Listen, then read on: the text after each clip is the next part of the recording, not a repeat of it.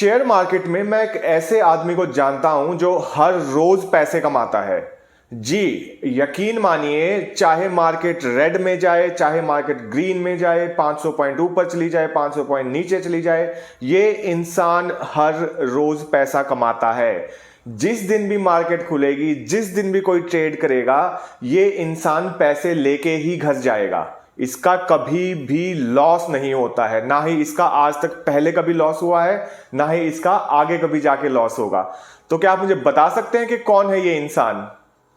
जी, ये इंसान है आपका ब्रोकर। जैसा मैंने आपको पिछले वीडियो में बताया था कि डीमेट अकाउंट आपको खुलवाना पड़ेगा। डीमेट अकाउंट का मतलब है कि एक ऐसा अकाउंट जो शेयर मार्केट और आपके बीच में एक हिस्सेदारी रखेगा। और उनके बीच में कौन होता है? उनके बीच में होता है एक ब्रोकर, एक बिचौलिया, जो कि ये सर्विसेज आपको प्रोवाइड कर रहा है कि आप शेयर मार्केट से शेयर खरीद या बेच पा रहे हैं। अब उसका तो ये कुछ ना कुछ चार्ज करेगा ही। आपको तो पता है कि इंडिया में कोई भी सर्विस फ्री नहीं है, तो कुछ ना कुछ हिस्सा ब्रोकर लेके ही जाएगा।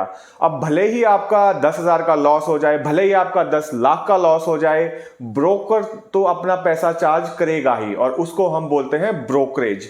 सिर्फ इतना ही नहीं है दोस्तों, इसके अलावा भी कुछ चार्जेस हैं, तो हम उनकी आज बात करेंगे। हाय फ्रेंड्स, मेरा नाम है हितेश सिंधु। मैं एक फुल टाइम ट्रेडर और पार्ट टाइम डेटिंग और रिलेशनशिप कोच हूं। तो आज हम बात करने वाले हैं डिफरेंट चार्जेस, अलग अलग कौन से चार्जेस लगते हैं आपकी अगर आप ट्रेडिंग करते हैं मार्केट में, क्या क्या डिडक्शंस होते हैं, सरकार क्या काटती है, कितना टैक्स काटती है, और आपका ब्रोकर आपको कितना चार्ज करता है। जिन लोगों ने पिछले वीडियोस में नहीं देखे हैं, प्लीज आप लोग पिछले वीडियोस देख लीजिए, और अगर आपने सब्सक्राइब नहीं किया है तो प्लीज आप लोग सब्सक्राइब कर लीजिए। आप सब्सक्राइब करेंगे तभी आपको ये क्लासेस समझ में आएंगी, क्योंकि इससे पहले भी शायद मैं 5 वीडियोस बना चुका हूं। अगर आप ये फर्स्ट वीडियो देख रहे हैं तो आपने पिछले वीडियो से प्लीज जाके देखिए, तभी आप इसको फॉलो कर पाएंगे। तो शुरू में जब मैंने ट्रेडिंग शुरू की, तकरीबन 15 साल या 14 साल पहले की बात है, ये 2004 या 5 की बात है, तो मैंने ट्रेडिंग शुरू की और तब मुझे पता लगा कि ऐसे कुछ चार्जेस होते हैं। अब मैंने जब ट्रेड किया, मुझे उसमें दिखा रहा था कि मुझे 500 रुपये बच गए हैं, तो मैं बड़ा खुश हुआ कि पहला दिन है ट्रेडिंग का और मुझे 500 रुपये बच गए। लेकिन शाम को जब मुझे कॉन्ट्रैक्ट नोट मिला या मैंने देखा कि मेरे पास मेरे अकाउंट में कितना पैसा आया है, तो मैं जानकर हैरान हो गया दोस्तों कि 500 रुपये तो मेरे अकाउंट में क्या आने थे, मेरे अकाउंट से तकरीबन 150 रुपये कट गए। मैं इतना सरप्राइज हुआ, मुझे इतना गुस्सा आया और इतना दुख हुआ कि ये आखिर हुआ कैसे। मैं भी आपकी तरह बिल्कुल नया था मार्केट में, मुझे बिल्कुल नहीं पता था कि इसके ऊपर भी हमें टैक्स देना पड़ता है। कुछ अगर पैसा आपके पास आएगा उसके ऊपर भी आपको टैक्स देना पड़ता है, नहीं भी आएगा तो आपको ब्रोकरेज देनी पड़ेगी, ब्रोकरेज के ऊपर आपको सर्विस टैक्स भी देना पड़ेगा, जीएसटी देना पड़ेगा।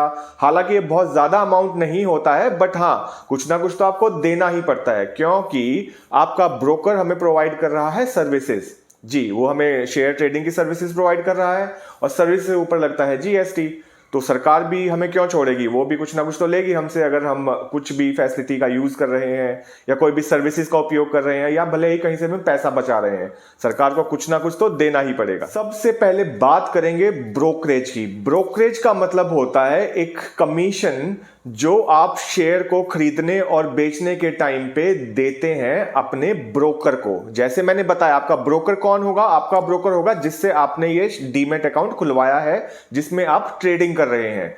वो एंजल ब्रोकिंग वाला भी हो सकता है, वो आपका जिरोडा वाला भी हो सकता है, कोटक महिंद्रा वाला, आईसीआईसीआई बैंक वाला, एक्सिस बैंक वाला, एचडीएफसी वाला, कोई भी हो सकता है। जिससे भी आपने आपका डीमैट अकाउंट खुलवाया है वो होता है आपका ब्रोकर।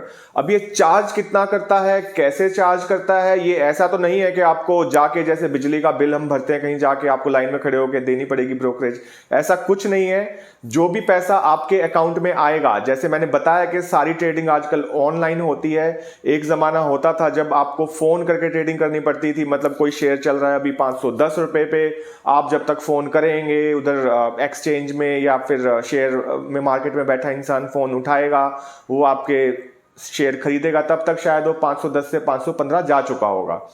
तो वो चीज बिल्कुल खत्म हो गई ऑनलाइन ट्रेडिंग की वजह से। ये अच्छा भी है और बुरा भी है। अच्छा इसलिए है दोस्तों कि आप कभी भी ट्रेडिंग कर सकते हैं, चाहे आप बस में जा रहे हैं, चाहे आप रेलवे स्टेशन पे बैठे हैं, जहां पे भी आपका इंटरनेट चलेगा आप ट्रेडिंग कर सकते हैं। लेकिन बुरा इसलिए हुआ दोस्तों कि कुछ लोग इसको एक गैम्बलिंग या एक जुए की तरह इन्होंने खेलना शुरू कर दिया। जैसे मोबाइल पे कोई गेम खेल रहे हैं, इसी तरीके से इन लोगों को एडिक्शन हो गई ट्रेडिंग करने की। अब अगर फोन करके ट्रेडिंग करनी होती तो थोड़ा सा आलस आता है कि अब कौन फोन करेगा, कौन बताएगा कौन सा शेयर खरीदना है, फिर कौन उसको बेचेगा। लेकिन फोन पे तो सब कुछ आपकी फिंगर टिप्स पे है। उसी टाइम आप पैसे डालेंगे, उसी टाइम आप खरीदेंगे, उसी टाइम बेचेंगे। तो काफी लोग को इसकी लत लग चुकी है शेयर मार्केट की, ट्रेडिंग करने की, जो कि एक बहुत ही गलत बात है। वापस आते हैं अपने टॉपिक पे, ब्रोकरेज के ऊपर। तो ब्रोकरेज की हम बात कर रहे थे दोस्तों, जो आपको देनी पड़ती है। आजकल जो ब्रोकरेज जा रही है वो काफी कम है। पहले बहुत ज्यादा ब्रोकरेज देनी पड़ती थी क्योंकि बहुत कम ब्रोकर्स होते थे, तो कंपटीशन नहीं था। लेकिन आजकल कंपटीशन हो गया, इतने सारे ब्रोकर्स आ गए हैं मार्केट में, तो ब्रोकरेज है वो थोड़ी कम हो गई है। कम मतलब कि अगर आपको एग्जांपल दूं तो ज्यादातर ब्रोकर्स चार्ज करते हैं 20 रुपया पर ट्रेड। मतलब आप जितनी बार भी ट्रेड करेंगे वो 20 रुपए आपसे चार्ज करेंगे, जो कि बहुत ही कॉमन और सबसे ज्यादा यूज किए जाने वाला ब्रोकरेज प्लान है। मैं आपको समझाने की कोशिश करता हूं। जैसे आपने आज सुबह मार्केट शुरू हुई 9:15 पे, आपने टाटा मोटर के 5 शेयर खरीदे तो आपके 20 रुपए ब्रोकरेज लग जाएगी। आप 50 शेयर खरीदेंगे तो भी 20 रुपए ब्रोकरेज ही लगेगी। आप 100 शेयर, 1000 शेयर, लाख शेयर कितने भी खरीदेंगे, एक बार ट्रेड करने का 20 रुपया ब्रोकरेज लगेगा।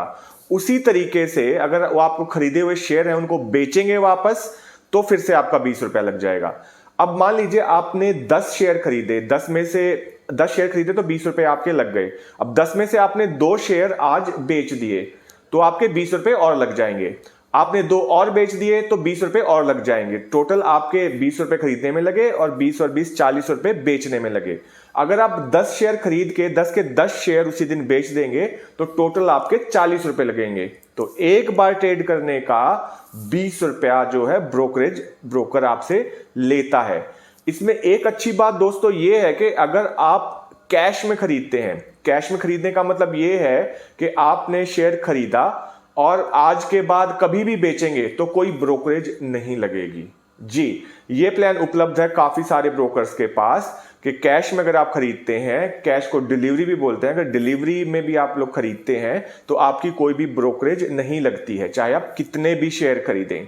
तो क्या सिर्फ एक यही चार्ज है जो हमें पे करना होता है? तो मेरा जवाब होगा ना। इसके अलावा भी कुछ चार्जेस हैं जो आपको पे करने होते हैं। ये तो एक मेन कंपोनेंट था, ये तो एक मेन चार्ज था जो आपको देना पड़ता है। अगर आप कोई भी डीमैट अकाउंट खुलवाएं तो सबसे पहले आप अपने ब्रोकरेज प्लान के बारे में पता कीजिए कि भाई तू कितनी ब्रोकरेज मुझसे चार्ज करेगा, कितना परसेंट मुझसे चार्ज करेगा, या फ्लैट 20 रुपया ब्रोकरेज तो मुझसे चार्ज करेगा। ये प्लान मैंने बताया आपको बहुत पॉपुलर है, 20 रुपया पर ट्रेड और डिलीवरी का 0 चार्ज, जिसको बहुत सारे लोग यूज करते हैं। और मैं आपको रेकमेंड करूंगा अगर आपको ट्रेडिंग करनी है तो आप भी इसी प्लान के साथ जाइए। इसके बाद हम बात करेंगे और दूसरे कौन से ऐसे चार्जेस हैं जो हमें ट्रेडिंग के दौरान लगते हैं, जब हम ट्रेड करते हैं तब लगते हैं। दोस्तों एक दूसरी चीज मैं आपको क्लियर करूंगा कि जो भी चार्ज लगता है वो तभी लगेगा जब आप ट्रेड करेंगे। अगर आप अपने डीमैट अकाउंट में या ट्रेडिंग अकाउंट में पैसे डाल के रख देंगे तो उसमें कोई चार्ज नहीं लगेगा apart from your maintenance charge. जी, जो मेंटेनेंस चार्ज है वो तो आपका लगेगा, जो कि ईयरली या मंथली एक बार लगता है। जैसे मैंने बताया था, एंजल ब्रोकिंग में 20 रुपया चार्ज है मंथली, और दूसरे ब्रोकर्स में शायद ईयरली 500 रुपए या 300 रुपए या 400 रुपए होता है, डिपेंड करता है अलग अलग ब्रोकर के ऊपर। वो चार्ज तो लगेगा आपका, जो मेंटेनेंस चार्ज है। जैसे आपने किराए पे अगर कूलर या एसी लिया, आप उसको यूज करें या ना करें, किराया तो लगेगा ही। इसी तरह ब्रोकरेज तो लगेगी जब आप ट्रेड करेंगे, और मेंटेनेंस चार्ज आपका लगेगा अगर आप यूज नहीं भी करेंगे या ट्रेड नहीं भी करेंगे। तो ये तो बात हुई ब्रोकरेज की या कमीशन की। इसके अलावा कौन से चार्जेस हैं जो आपको पे करने पड़ते हैं अगर आप शेयर मार्केट में ट्रेड करते हैं? तो जी, कुछ और चार्जेस भी हैं, मैं उनके बारे में आपको बताऊंगा। सबसे पहले होगा जीएसटी। जी हाँ, आप कोई भी ट्रेड करेंगे तो जितना भी आपका प्रॉफिट या लॉस होगा उसके ऊपर लगेगा आपका जीएसटी। और जीएसटी भी 2 तरह के लगेंगे, एक लगेगा स्टेट जीएसटी, एक लगेगा सेंट्रल जीएसटी। और दोनों लगते हैं 9% के हिसाब से। मान लीजिए आपका 1000 रुपये का फायदा हुआ तो उसमें से 9% यानी 90 रुपये लग जाएगा स्टेट जीएसटी और 90 रुपये लग जाएगा सेंट्रल जीएसटी। ये बात हुई जीएसटी की, जो कि है दूसरी चीज। इसके अलावा तीसरी चीज लगती है स्टैंप ड्यूटी। ये स्टैंप ड्यूटी लगती तो बहुत कम है। जैसे अगर आप मुंबई में रजिस्टर्ड है आपका अकाउंट, मुंबई में आप ट्रेड कर रहे हैं तो स्टैंप ड्यूटी लगेगी कम, लेकिन अगर आप हरियाणा में ट्रेड कर रहे हैं तो स्टैंप ड्यूटी लगेगी ज्यादा। तो ये डिपेंड करता है स्टेट के ऊपर, हर स्टेट की स्टैंप ड्यूटी होती है अलग।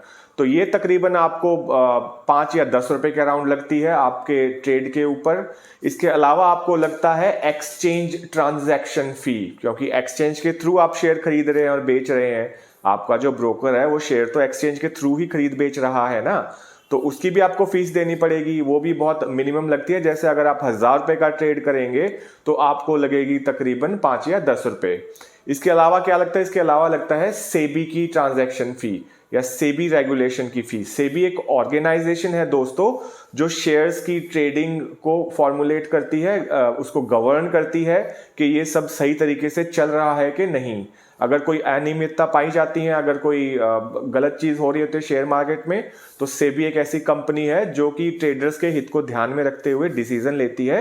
एक गवर्निंग काउंसिल आप इसको बोल सकते हैं, जो ध्यान रखते हैं कि सब कुछ सुचारू रूप से चल रहा है कि नहीं। तो उसको भी थोड़ी सी फीस आपको देनी पड़ेगी। अगेन 1000 रुपये का अगर आप ट्रेड करेंगे तो तकरीबन 5 से 10 रुपए आपको सेबी की फीस भी देनी पड़ेगी। दोस्तों ये फीस लगती किस अमाउंट पे है ये भी मैं आपको क्लियर कर देता हूं। जैसा मैं आपको बता रहा था कि आपकी ट्रेडेड वैल्यू पे फीस लगती है, ये इस चीज पे नहीं लगती कि आपको कितना पैसा बचा है। जो दूसरी सारी फीस होती है, जो ब्रोकरेज कैलकुलेट होती है, वो होती है आपकी ट्रेडेड वैल्यू पे, कि आपने कितने की आज ट्रेडिंग की है। कितने की ट्रेडिंग करने का मतलब ये है दोस्तों कि अगेन मैं आपको एग्जांपल दूंगा टाटा मोटर्स का ही। टाटा मोटर्स का शेयर जैसे 500 रुपए का एक है, आपने अगर 10 शेयर टाटा मोटर्स के खरीदे तो 10 शेयर हो गए आपके 5000 रुपए के, और 10 शेयर आपने शाम को टाटा मोटर्स के वही बेच दिए वापस मार्केट बंद होने से पहले, तो वो 10 शेयर भी आपने बेचे 5000 रुपए के। तो टोटल जो आपकी ट्रेडिंग हुई है वो हो गई 10,000 रुपए की। मान लीजिए उसमें आपको बचा सिर्फ 500 रुपया ही।